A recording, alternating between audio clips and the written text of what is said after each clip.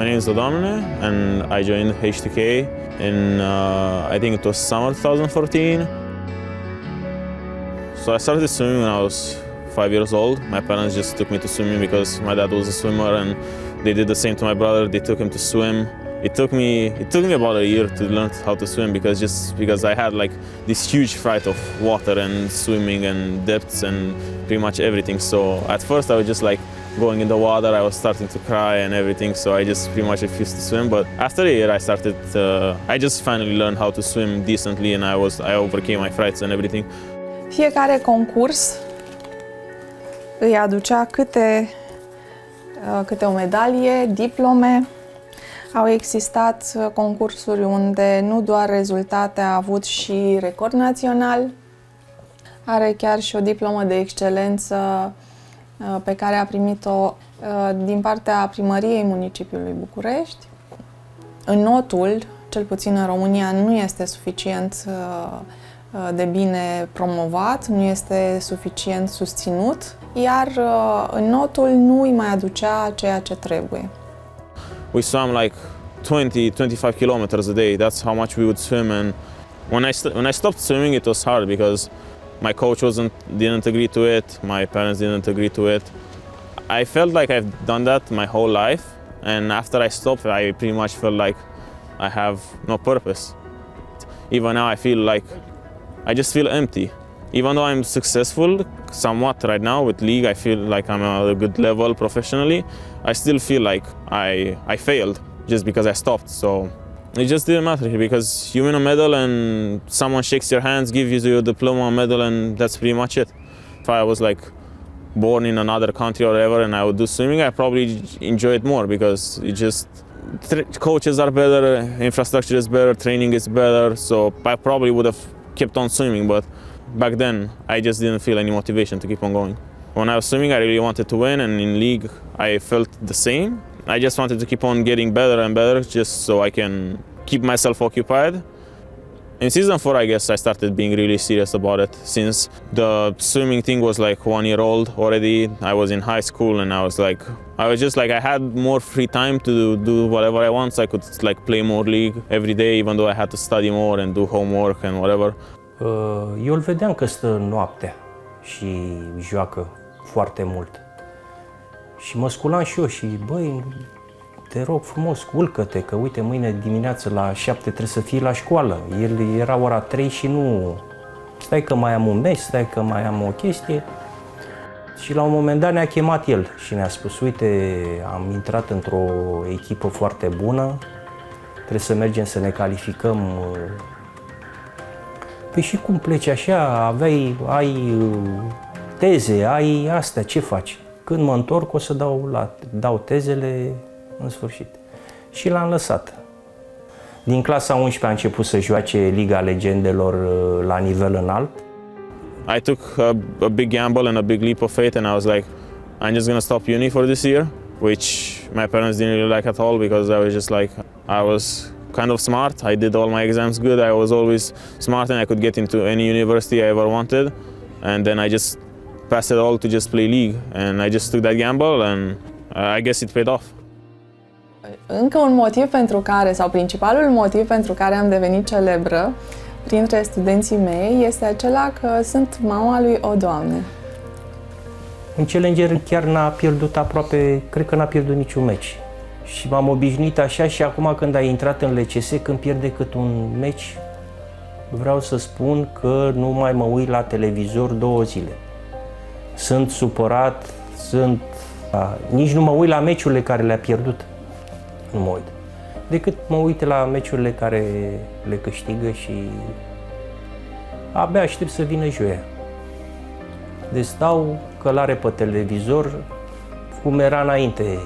Abia te pregătești să vezi meciul și să trăiești toate lucrurile care se întâmplă acolo. Odată zici că gata și când încolo te bată ea la sfârșit. E bine să gândească și la viitor. Adică dacă găsești o echipă bună, și asta e o echipă extraordinar de bună, să rămână în continuare. I think the current H2K is probably the best team I had and maybe will ever have, just because everyone is on the same. Everyone wants to win. Everyone has this ego that they don't want to lose. They can't lose. They just want to win, and they understand that you win by practicing hard. So that's why I'm saying that this team is probably the best I will ever have, because everyone is just like exactly like me. So I guess I'm happy on that front, because I finally have the team I wanted. So yeah.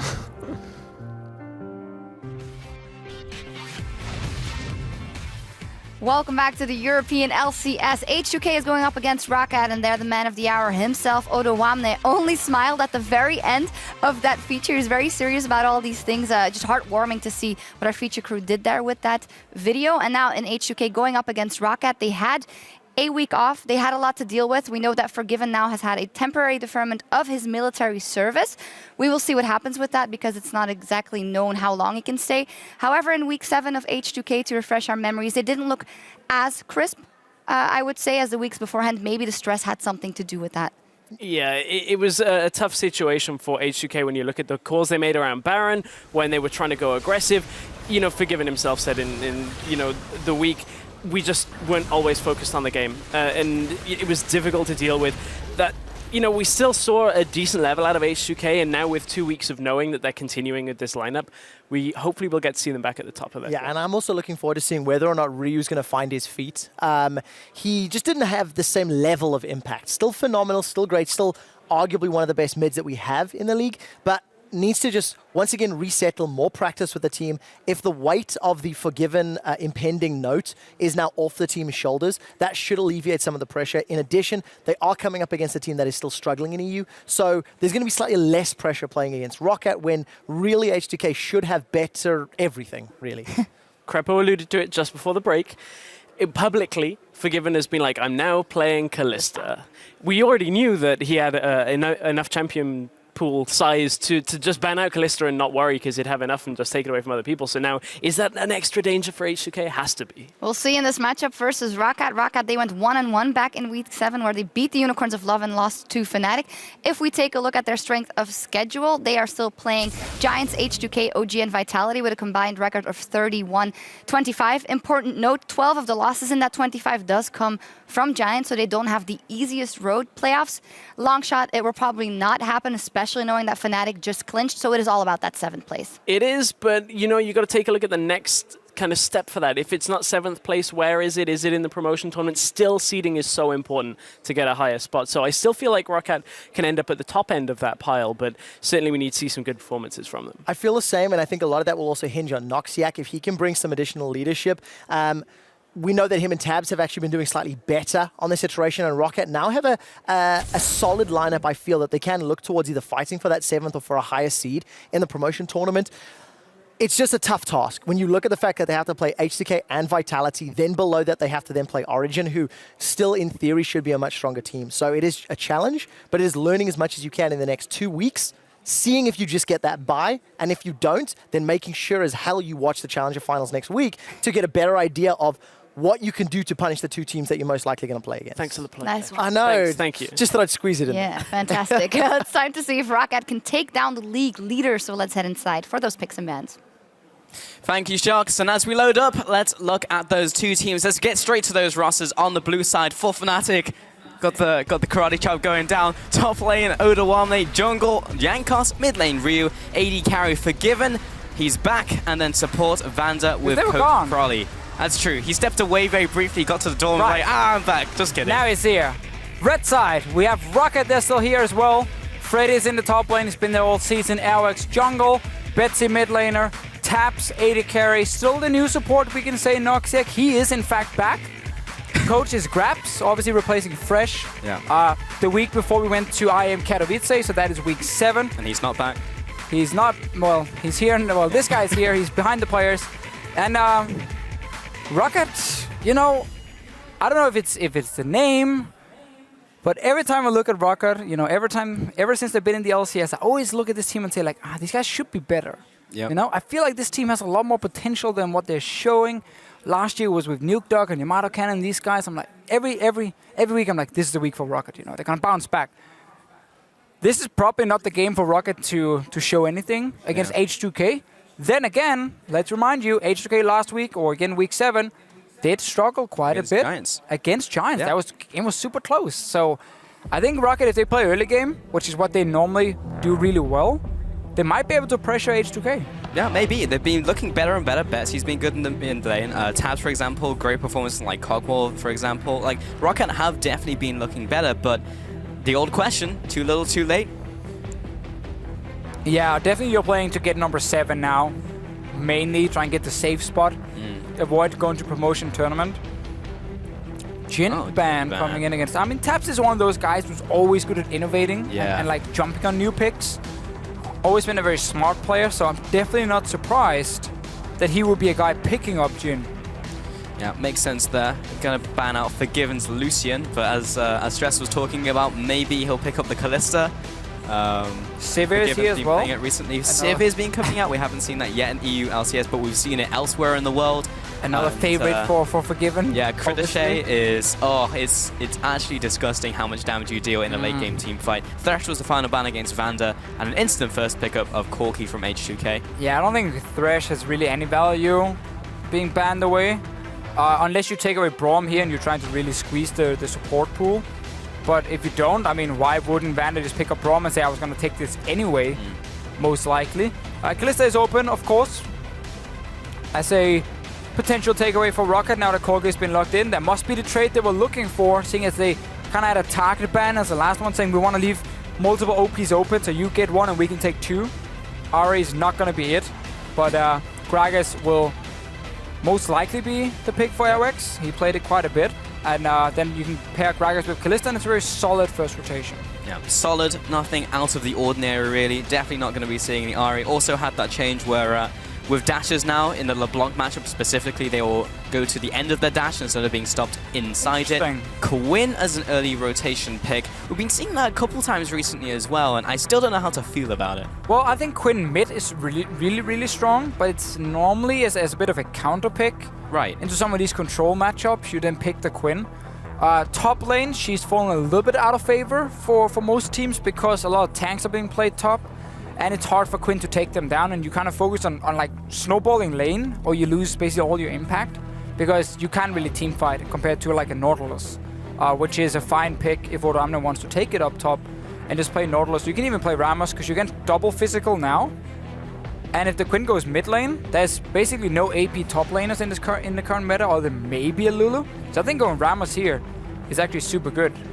Indeed. So we've got the Gragas lock in now along with the Rammus. And most likely going to be Rammus going into the top lane. So again, we're seeing another team prioritize Rammus over Nautilus. Nautilus mid, maybe. We saw it in LCK this week and last week. Hell yeah.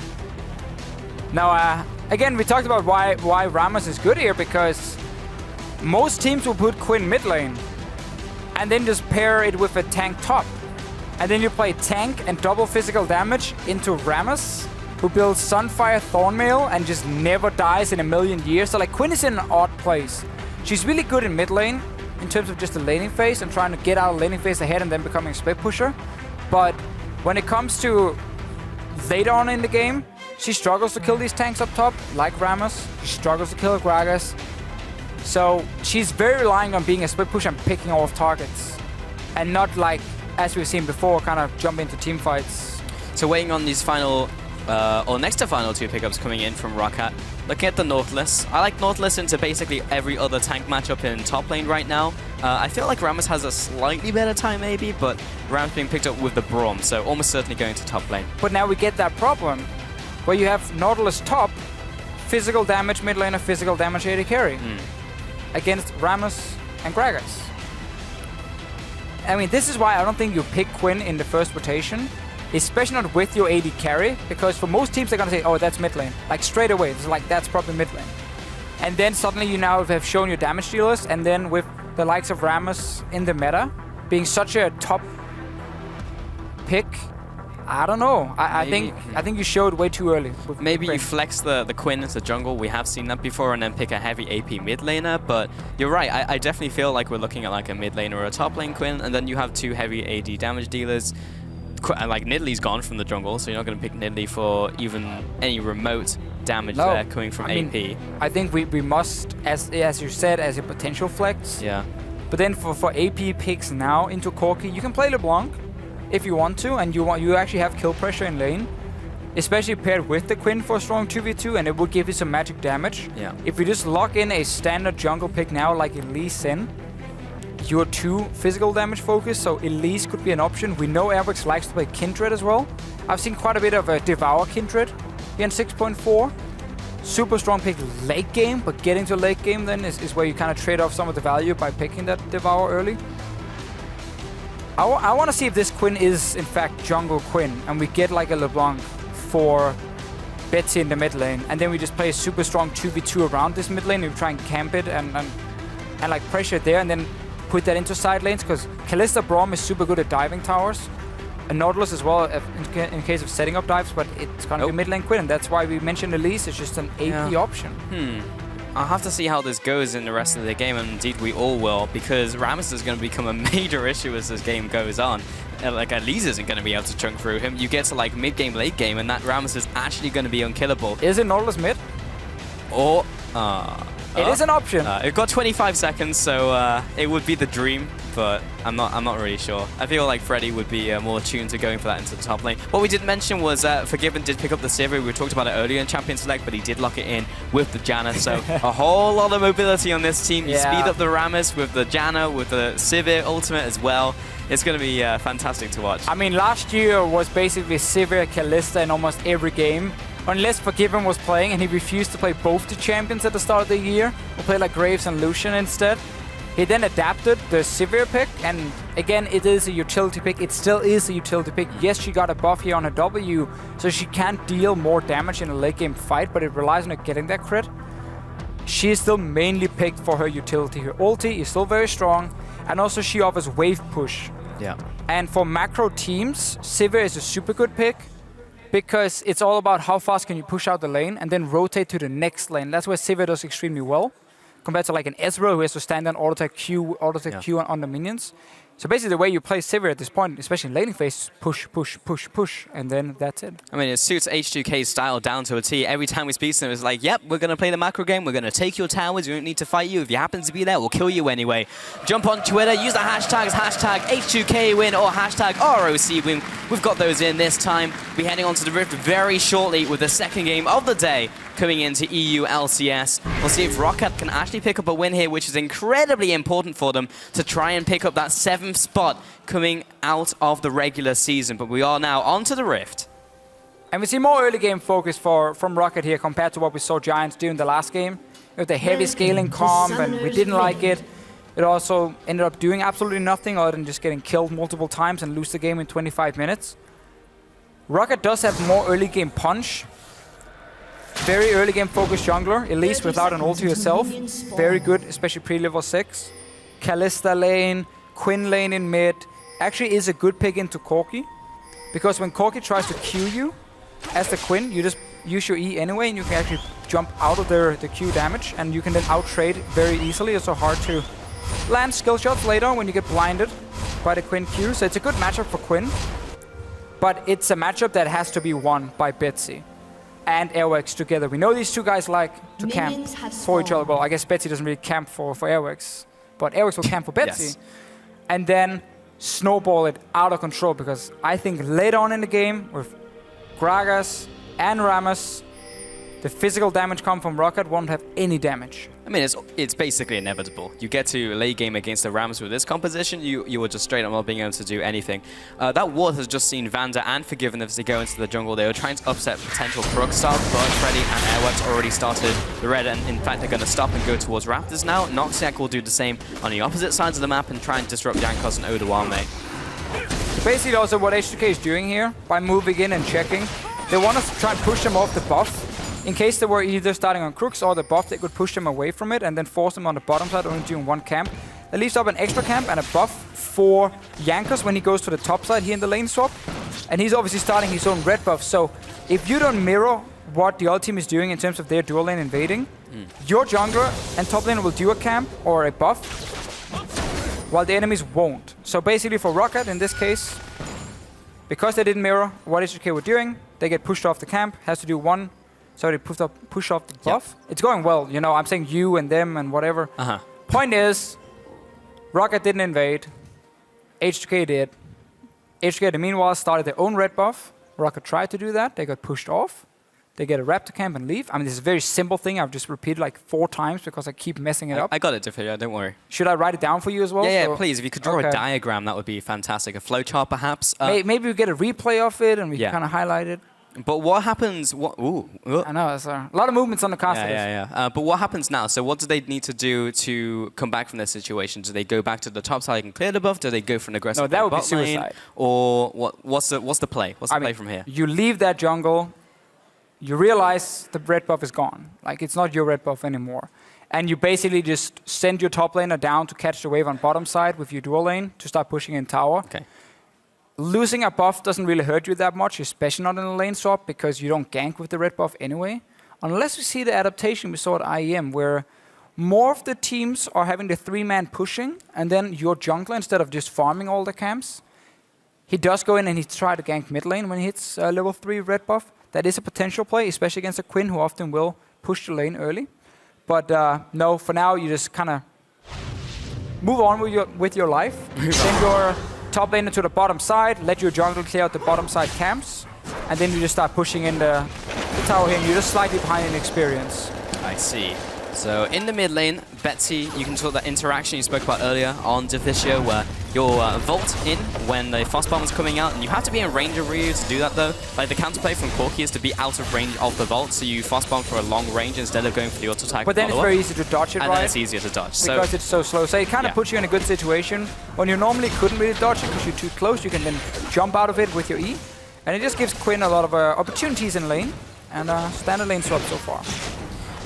Let's try and get the Blinding Assault down. Once that Blinding Assault lands, you just win the trade straight up as Quinn because, I mean, you can't have the opponent hit back. So Oda1 will pick up this top tower, very cleanly done by H2K, and Roccat are going to be about 1 wave behind, but it's not going to be the end of the world. Forgiven will go back into the bottom lane a little bit faster, and Vandal will be there as well. So I'm not sure if they won't save this. No, I mean, it does hurt them. It always hurts being behind because it's not very exciting to talk about. Like, lane swaps are not very sexy to talk about, but the tempo in lane swaps is what you guys hear us talk about so often, especially here in Europe where the teams value it so highly. The faster you are taking down that tower, the more farm you secure for your own top lane, because you can see Odo Amno on your minimap, he's still sitting and farming up there, and no one is even close to stopping him. There's even wards in the lane from Vander being placed to see, okay, oh, Kalista is coming, I know how much time I have now. Last hit a few more CS, recall, run down to bottom side. While on bottom side, you can see Freddy got pushed off instantly. Now, Oda Amne gets pushed away, and he just got a few more extra CS. Don't always get fooled by their CS counter here, because some of them have been jungle minions, which doesn't put, obviously, any value on it if it's like a small raptor. Yeah. Compared to a melee minion here in lane.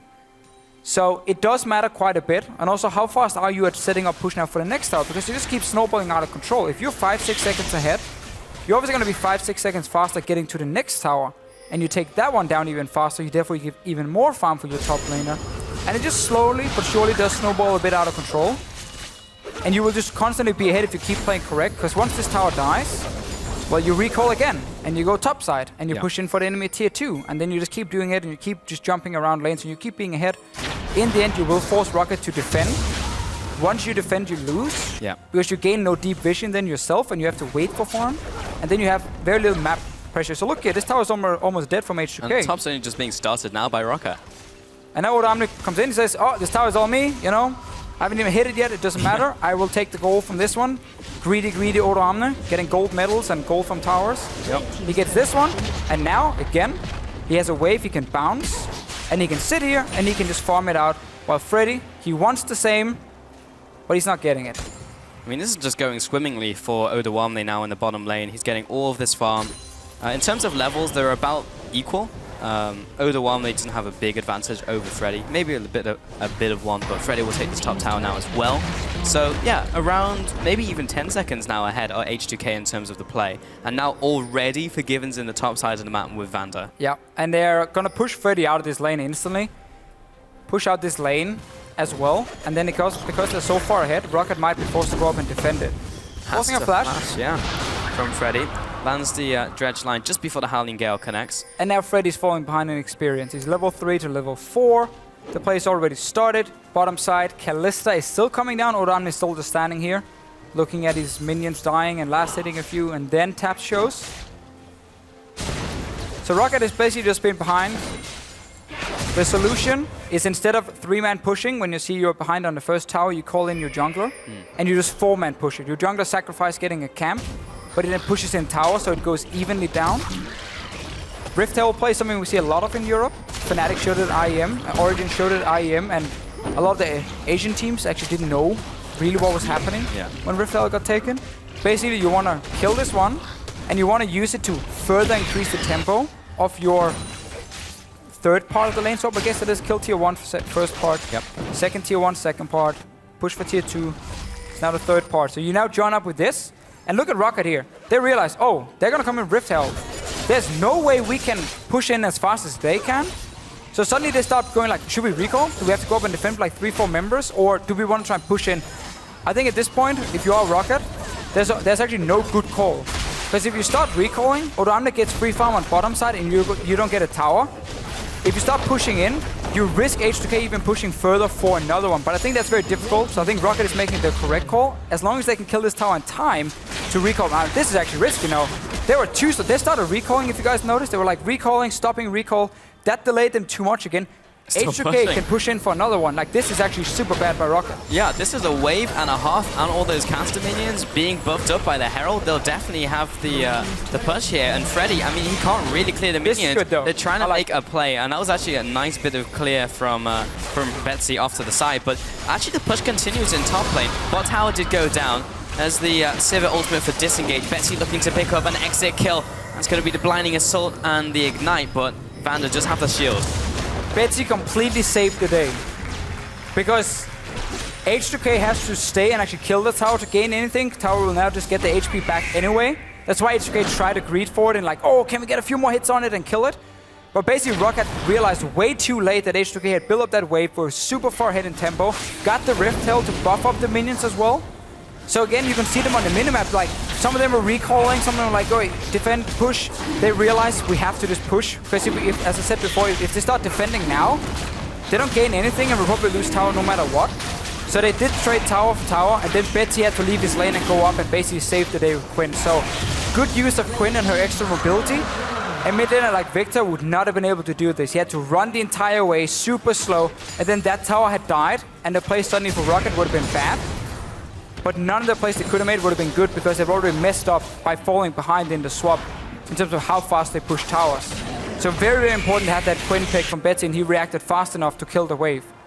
So now, I mean, that top tower is going to be very difficult to kill because you have to push up so far in that lane and top lane. Oh, that lane is dead for you now. For a while, no. So H2K need to look elsewhere on the map to make plays. Mid lane seems to be the one on the docket currently. While Grak is off to the side on the bottom side, and Ryu is pushing up in the mid lane. Got Rammus as well, ready to go. He's speeding along. He's thinking about a flash pump, but Odawane, or rather Jankos, will go in there first with the ultimate. He takes a bunch of tower shots, taps in from the side, the Pierce, the Ren, the auto attack, and that'll be first blood going to Tabs. Miscommunication, definitely from H2K. Odawane charging up the Powerball, looking like he wanted to go aggressive. Betsy had no flash, he used it before in the fight up top lane. And then Jankos goes in and commits to the dive. Team doesn't follow. Let's see what happens mid though. Owax looking for the gang to flash. The bump by Odawane knocks him back into Ryu, and despite being blinded, he was still within the circle of vision. And Ryu will happily pick up that kill in the mid lane. Nice setup from Odawane. Yeah, this definitely makes up for the mistake from before, H2K getting a kill. What you want to do at this point is just let your top laner catch waves and let your AD carry push out waves. Let's see here. So Odawane is showing he wants to go in, but he ends the Powerball, he steps back, and then Jankos commits anyway. Clearly at first the team were calling, hey, we can go for it. And then the team were calling, no, wait, we can't. And by that time, you know, Jankos had already thrown his ulti and committed to the dive and he ends up dying, but Odoamne on top side now. Big wave coming down for him. He's going to catch that one and slowly push it out. You want your jungle support running together with the AD carry. And so that's the one pushing out the lanes once you get past the river. Before that, your top laner can do it. Once he gets, again, past river, your top laner leaves because he doesn't want to overextend alone and die. And he should then be able to go to the other side of the map and catch a wave being pushed by Roccat.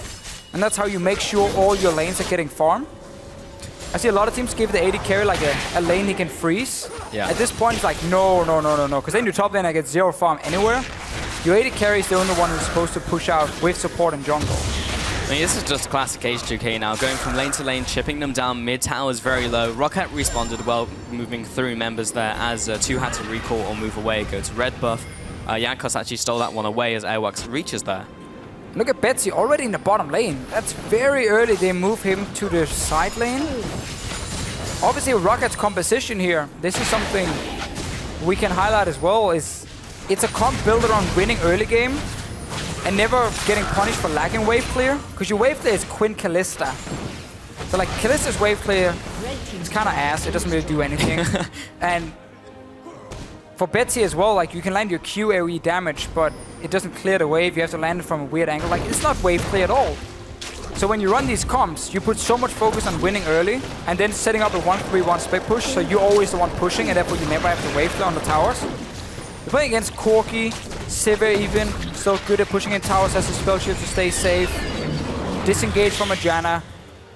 Like Roccat falling behind and having no wave clear is just gonna make these towers melt completely. Like you can't really move anyone to a side lane, because when you do, your mid tower just dies.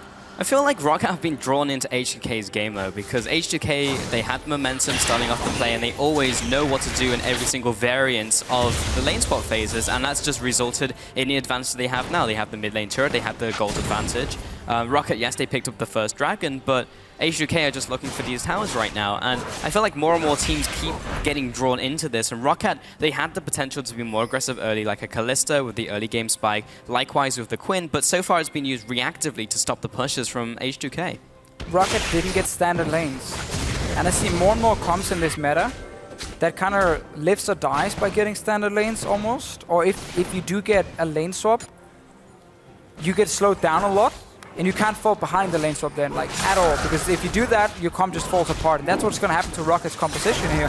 Pure physical damage, low wave clear, has to play 1-3-1 split push. You can't do that when behind, because you can never push out lanes at once. You're always just forced to defend, and then your comp again is useless.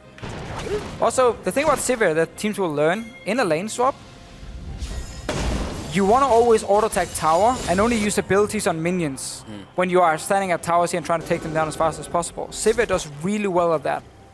With her boomerang, ricochet and everything, the area damage she offers, it's really good at taking down these minions while she's still auto-attacking towers. And that's what a lot of other AD carries can't really do. Ryu just get caught out by Cocoon there. Takes a couple tower shots. Wave just dies so quickly in front of the Given. One auto attack and a boomerang blade and it's gone. But there's a decent amount of wave clear from Roccat because they have a bunch of people down there in the bottom lane. Freddy's pushing the top side and Odoamne should be able to meet him there. It's only 14 minutes into the game, but we've had a lot of tower kills, 7 already. Yeah. I mean, this is a standard lane swap game. And then also the group mid from H2K to get that mid tower. And now once again, you see Odoamne is back. Once the wave get pushed out by Freddy, Odoamne is always showing up and catching the wave. You want to make sure your top lane is getting farmed. So he's now going to again slowly push it out. Forgiven is on basically I'm going to call it a risky mission, but not really, because you have your jungler and support with you. As the guy always applying pressure with the lanes together with the Corki as well. But you're supposed to just always get vision in the lane. Or in the jungle that is between the lane where your mid laner and AD carry is. Because that's your strong area of the map. That's where you invade and get deep vision. And then you can start contesting objectives, towers. Sivir's back in base. Roccat actually noticed that and gets an opening for Dragon. So I like this play. They can still go back and stop Odoamne. He's not going to kill that inhib tower. Freddy should just recall here and catch that wave. H2K now pushing down the middle lane. Odoamne has pushed up so far. He clears wave surprisingly quickly. Oh, Roccat didn't actually recall. They ran the entire wave. Wow. And now they might be able to capitalize on this top tower because it was down below half health already. Tremors will deal more damage to the turret, and H2K open an inhibit 15 minutes. I mean, that's never supposed to happen. Ever. Complete misunderstanding, almost a miscommunication from Roccat here. Freddy, as soon as they're on that dragon, and they know, okay, H2K is not contesting it, you already start recalling there as the Nautilus. Worst case, you cancel it in case the fight is breaking out and Rams is going to TP in anyway. Otherwise, you just complete your recall. You run up and you catch that wave, and you don't lose your tower because you can always TP back if there is a fight. So really, really sloppy play there and sloppy calling from Roccat. Maybe they thought the tower was back to full HP and they're like, nah, we got plenty of time. Rams is not going to take it. I mean, that was being set up for a while. Like, Rams was So pushing Ram that was from his, pushing like, out. inner turret and then, like, just waddled up to top tower. And it was gone, basically, before H2K roamed up there. I mean, they just needed to cover him so he could finish it off. And Roccat, yeah, they just needed to instantly send up someone to recall. So, major oversight. And that's just resulted in yet another turret going over to H2K, extending their gold lead. And eventually we'll hit the point where Roccat will start losing skirmishes and teamfights simply because they're so far behind from gold and how many spikes that H2K are hitting in terms of items. We're 17 minutes in, and Odo Amne's on 170 armor. Yeah. Without using his W, he just popped it now. With W, 290 armor. Man. We're 17 minutes in, guys. Quinn, Kalista are your damage dealers. And then I guess an Elise. Yeah. So, congratulations, you get Elise AP damage. That's it. Like, 290 armor. You're never gonna kill that. Let's see what happens bot lane. Betsy is pushing out, probably gonna force a Look at flash. this one, Betsy. Oh, Yeah. he'll have to flash. Yankees just saying, I want your flash, nothing else. Throws out the ulti, Betsy flashes. I'll take that trade any day of the week. Odawame, he's Katrina Rift Herald, an Airwax, a Tabs, and a Freddy. So he'll have to flash away. Airwax is still chasing after. Another flash is committed from Freddy. Odawame is not taking a whole lot of damage, but he is now with the support being thrown in there with Fate's Core. Throw everything at Odawame, including the kitchen sink. But that was a lot of resources used in the top lane. They should be able to defend mid lane as well. H2K will peel away. So basically, Roccat knew that Yankees had shown on bottom side using his ulti to get a flash from Betsy, so there was no chance of H2K pushing in mid fast or going up and respond to this gank. Odo Amne also with greedy play there, trying to clear out a pink ward towards the entrance of the enemy jungle when your team just showed on bottom side of the map. Probably is not going to be happy about that one. Going to be shaking his head on the sidelines. He's already writing down one note in the notebook how he's going to punish Odo Amne, and then we get a kill. Going to punish Airwax instead. All right, that's a tick in the notebook of Prolly. It was like, okay, that was... Yeah, but Odo Amne wasn't part of that one, so he's still going to get punished. That's true, yeah. Maybe not as harsh as Daylor. No pinks, no drinks. What can we do for H2K? I don't think of anything at the top of my head. No, probably doesn't have anything he's known for. No, He's I mean... just that kind of person. Yeah, I know in the Splice House they banned sodas, which was a big hit to Senkuk specifically. Yeah. Maybe that's why they underperformed in the start of the season. Yeah. No soda. But over time, you know, after you get over the withdrawal symptoms, they have started to perform better. Senkuk as well, and the LeBlanc after his mind was less clouded by the sugary goodness of soda. Yeah, the potato cannon knew what he was doing. Yep. I think maybe they're allowed to drink in the weekends. I'm not 100% sure. The cheat day. So Maybe, I think they that might spend be a all cheat day just drinking soda. Yeah, sometimes I get thirsty, but I stay refreshed with the great taste of this tap water I have next to me. Cheers. Cheers. H2K, we're waiting on Dragon. Another just under 2 minutes. Got a 30 seconds on Baron. This is a chill game. Gonna be spining away this blue buff, so Betsy gonna have that denied from him. Over time, Yankees has been gradually taking away these buffs, one in top side, one on bottom side. Just gonna be setting up this early vision, getting the crab. Rift Herald, as you can see, is returned to his homeland. He's another Rift Herald. All of the other Rift Heralds and telling stories of how he wasn't really killed this game. He was killed once, I believe. Oh, twice, I think. And twice? Because they went up there and they got stopped. Oh, that's true. Yeah, they only killed him once. So but the time they did kill him, they really used him effectively. So I'm not sure if it's the same Rift Herald or they send like new ones. You know, like the ZZ Rock portals? I assume those are just new ones, right?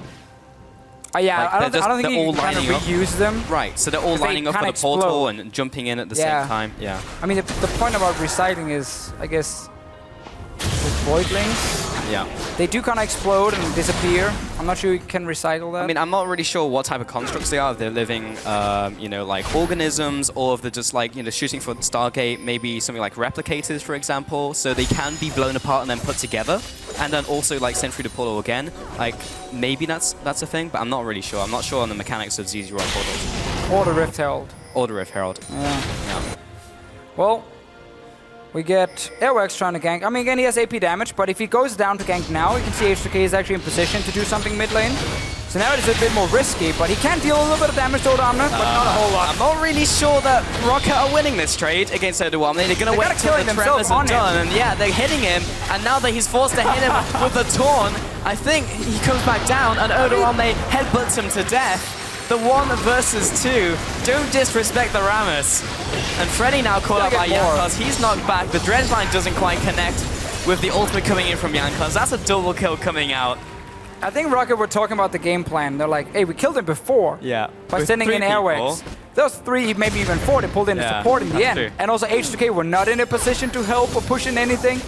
This time they tried the same, just with less people. Odoamne is... That play was not okay. No, that was definitely not okay. I don't know, Rammus is just such a stupid champion in many ways. Oh, man. Oh, here he comes. Rolling into the mid lane, forcing the flash. Taps will also flash away and use the heal for the movement speed. Vander's coming in from the right-hand side, and Taps will have to go upwards. But there's no tower there. There's no inhib tower either. And Vander will set up Jankos for the kill real quick with a barrel. And now Jankos and the rest of the team, they're just picking apart Roccat. They're really just falling apart. Well, once you start defending all these different lanes and you randomly go in and die, the rest of your team will fall apart. Betsy's caught out. He's dead. Noxiac tries to defend him, walks back and forth, and it's like, where did my Quinn go? Right. Odoamne is not going to get punished anymore. He's done well. He has done well. Okay. Good job, Odoamne. I mean, technically he kind of stood there. In this game. He stood there, did W, and then they were kind of hitting him, and he killed them.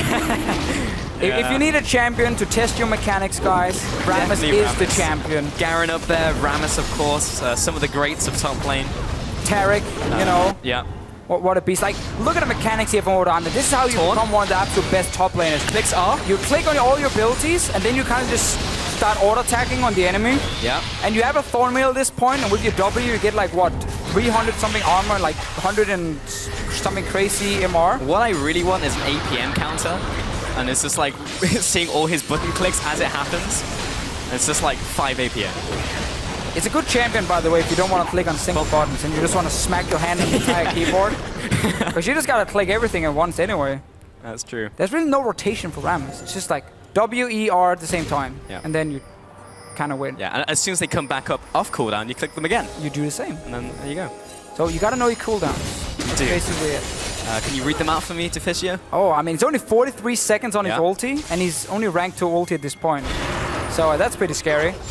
8 seconds on taunt, 10 seconds on his W. Yeah. Decent enough cooldown. And he's not, obviously, I mean, he's going for some cooldown reduction now. But generally doesn't do it in his early item builds. Like now he's going for Spirit Villagers. It's like a luxury item against Airwax. So next time that play happens against Nautilus and Elise, because those are the two like main AP damage dealers of the team. He already won. And he still had like, yeah, I mean, he won, but next time he'll just kill both of them by himself. Well, now he can take out 3 people. Potentially pushing him off an inhib. Yeah, this inhib is dropping low fairly quickly. Roccat coming into the engage on the back lines. Freddy's there, lands the dredge line, but the team isn't quite there yet. Odoamne is a one-man armadillo able to zone away the entirety of Roccat. And after all of that play, Jankos drops low, but Forgiven will jump in aggressively with Flash, take down the inhibitor, take down Freddy, and H2K will be rolling on out. I like how you give the credit to Odoamne. It's like Roccat flanking, getting pushed off by all the damage coming in from the rest of H2K. Odoamne right there, man. Look at him. Standing in the middle of this team. Yeah, it's all the Odoamne in this game. Oh, the taunt! Flash, the taunts! Jankos jumping in there. Headbutt him to death. Get him, Odoamne. All set up by the Armadillo. Look how smart Taps was there. I mean, this is a smart play, because once the taunt was gone, he started auto-attacking the Gragas, who had no Thorn Mail, and therefore he stayed alive longer. Yeah, micro-analysis. Fetzy, he's kind of drifting alongside H2K. Did you say Fetzy or Betsy? Fetzy. I don't know why I wanted to say Fetzy. I mean, there's nothing even that like really combines with. Maybe Freddy. Let's see the Odo Amne zoning here, as Paul calls it. So Freddy gets pushed out, gets destroyed basically by damage. Okay, no, Odo Amne is basically zoning the fight. Good call. Betsy trying to come in from the side, but again, remember guys, Roccat is playing a 1-3-1 composition that relied on winning the early game to work, and they lost the early game. And also they only have physical damage against the Rammus. So all these fights he's gonna look very one-sided. Okay, look at the tap mechanics here. Taunt is out, he's like, oh, Thornmill, no, hit the Gragas. Yeah. Also because you could kill the Gragas, but whatever. Well, deep mechanical outplay is happening in this game. And they took down the inhib as well. I'm gonna fade away, but you can fill in the blanks for yourself. 8-3 in this game. Massive gold lead, massive tower lead, massive map pressure lead from H2K. And really just the dominoes just all fell over in spectacular fashion in this game. And classic way for H2K to stomp games by taking towers and not really getting kills. Normally when you see like every one-sided game is like 20 kills to 2 or something. H2K is all about towers. They're a bunch of gentlemen really. Yeah. Like they'll take off the glove and gently slap you in the face and challenge you. They won't smack you in the head or anything. I see. They'll push you away from the tower, but all they really want are your belongings. Now they sound more like hoodlums than gentlemen, but I don't know. Well, yeah, I mean, you don't really want to take their stuff. That would be super rude. No, they're breaking their stuff. I guess that's even worse. Alright, fine. They see the vase, tip it over. Yeah. You see this jar? Okay. Basically, H2K are not gangsters. No, they're not gangsters. But they will... I can see Odo Omni as like a crime boss. Yeah. He's like, alright guys, push him down in the bottom lane, get him. I'll assist these minions from behind. You are the absolute worst crime boss ever. Ooh, Odo Omni. No, you. Me. I thought you were just me imitating I can do like the swivel around the chair. I just need like a white rabbit, something to stroke perhaps. Oh, diving. Here comes the bot lane dive. Betsy's coming in. Betsy's going out. And Forgiven, he had been blinded, but the rest of the team does too much damage by themselves. Yankas is on the front lines, knocks Tabs into the team. Great ultimate coming in from him. All the flashes are used. They just want the kill on Tabs here. 2-0. Now they'll go onto the inhibitor itself. And Odo Omni and the rest of the team, what a clean game. It was slow, it was methodical, and H2K will be closing out against Roccat in 28 minutes. They'll be trying to pad the stats real quick, and Odo Omni will be headbutting someone. It's going to be his victim, Noxiac. And she'll get that last auto attack down. No, he survives. H2K coming up with the win. Yeah. 2 games in a row where I feel like we can highlight a lot of issues in pick and ban phases from the bottom 4 teams. Showing that Quinn so early, which will in many cases go mid lane. With Rammus open for Ram is like, okay, lock in. Like first rotation, man. It was super weird. That was such an easy pick and ban phase for H2K, honestly. H2-1, H2K, H2-1, H2K, H2-1, H2K. Great to see H2K in high spirits. Forgiven remaining with the team. Great performances all around. Yeah, really not a whole lot to say. There were so few mistakes where like, why are you clearing a pink ward here? Your team just ganked bot lane. Like, that was about it. But again, the comp from Roccat basically relied on getting standard lanes or a winning lane swap, I guess, from them, and then like snowball completely out of control with the Quinn mid to become a split pusher. But I feel like you have like maybe 1% chance of achieving that against H2K, a team who is better than you, and then play this kind of comp. It's why it so quickly becomes so one-sided. It's like, you're never gonna win late game ever in a million years. And again, we highlighted in the game, 290 armor for Odo Omni when he popped his W at 16 minutes against Quinn Kalista. It's mental. Like, I mean, have fun. You're talking about like 1% chance against H2K, and that was also their 1% chance of getting into playoffs. Now they are eliminated from playoffs, still fighting to get 7th place, and Roccat can definitely do it against some of the other bottom teams, but now they need to be looking towards next split if they want to look at playoff hopes. For now, they are dead. For now, it is done. Still the safe spot. Just make sure everyone knows that we have the promotion tournament coming. Top 2 challenger teams coming in. Bottom 3 EU LCS teams playing in that promotion tournament. Yep. Number 10, currently Giants. will be in the first round of that tournament. So obviously seeding does matter. Being number 8 and 9 means you do have a small bye. I guess you skip day 1 and you play from day 2, and you also have double elimination then. So in case you lose the first BO5, you still have a chance. Yeah, and you already know the teams you're going up against because Huma and Copenhagen Wolves have been locked in. We're just waiting on the seedings on that one. But we're going to send it over to the LCS to break down H2K's win. Thank you very much, guys. Intense cast on the day. Rabbits, it's supposed to be cats, and then the gangsters. Woo! What we learned is Pulse probably shouldn't reference movies that are about twice as old as he is, because I don't remember there ever being a white rabbit in a James Bond film. No. Nonetheless. But I do think it's quite topical for Pulse, because if he was going to do, his best Dr. Evil impression, I think that's probably the animal of choice. It would be. This game, though, just to pick up on something you said during the game, James, that what we saw was the expected level of lane swaps coming out of H2K and just the way they like to play the game early. Yeah, it was totally standard for what we've come to expect from H2K when it comes to the early phases of the lane swap. There was a moment where they were kind of given an opportunity in the mid lane as well, where this was a nice setup of play here from Odoamne, where they're trying to get the Gragas cask into the taunt from Rammus, but a little bit of miscommunication from H2K. This has become somewhat less expected, but this all took place after a period of play where they were trying to get the inhibitor tower because there was the opportunity. It was like, ooh, we don't normally get to push this far up. So H2K tried to overstep a little bit. Betsy came in for the save. A little rough around the edges, but generally good. Yeah, exactly. And I also do think just a momentary lack of concentration maybe from the H2K members. Immediately after that, they just pushed the mid game and multiple lanes over and over and over. Every single time TP was available there for Odo, he came rolling in, taunted a target, pulled the threat, and it was just very simple and very clean. I actually want to reiterate what Deficia was saying on the caster desk about how H2K as a team, they're not brawlers. They do like to push you aside, knock over your turrets, and then walk away. They try to play clean, they try to play safe. And they're just demonstrating their very, very good shot calling and very good understanding of the map and the meta at the moment. Yeah, methodical win once again for them. On the other side, Roccat now out of playoff contention, fighting for 7th.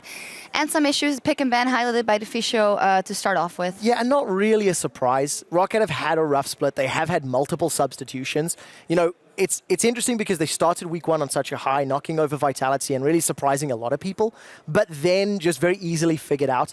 As a team, they now need to very realistically set their sights on the promotion tournament or on the rest of their games, which are going to be very challenging, to avoid it if at all possible, much like Giants have done. Giants pulled their roster together and said, let's look forward, let's look to summer split. Now the final nail is in the coffin as far as playoff dreams are concerned. But yeah, we're just going to see what Roccat can do in the last 3 games of the split. I'm still also keeping my eyes now on comparing them to some of the challenger teams. Pulse mentioned it. Copenhagen Wolves and Huma have made their way into a spot that they'll be the 2 teams regardless of the Challenger Series finals results. I'm still not sure exactly where to place now all of the bottom teams of LCS and the challenger teams, because it was unexpected. So we're in this situation where I actually don't know yet who's better than the others because we have to see more games. I don't even know how to judge the challenger team. Exactly. Because going into playoffs, it was meant to be Inspire and Millennium that were winning, and then both of the 2 semi-final teams lose. Yeah. In ridiculous fashion as well. Like it's actually unreal. And it's going to be very interesting to see which team shows up when we get to the promotion tournament, but that is still about a week and a half, 2 weeks away. And Roccat isn't locked in that yet. They are fighting for 7th place. And as we speak, the Unicorns of Love are gearing up to face Origin, who need to shake off their IEM performance if they want to make playoffs. They only need 1 win, though, so it's looking quite likely. We'll look at what's at stake after this. Sure that Roccat are winning this trade against Odoamne. They're going to wait until the tremors are done. And yeah, they're hitting him. And now that he's forced to hit him with a taunt, I think he comes back down and Odoamne headbutts him to death. Roccat coming into the engage on the back line. Freddy's there, lands the dredge line, but the team isn't quite there yet. Odoamne is a one-man armadillo able to zone away the entirety of Roccat. He's coming in. Betsy's going out. And Forgiven, he has been blinded, but the rest of the team does too much damage by themselves. Yankas is on the front lines, knocks Tabs into the team. Great ultimate coming in from him. All the flashes are used. They just want the kill on Tabs here.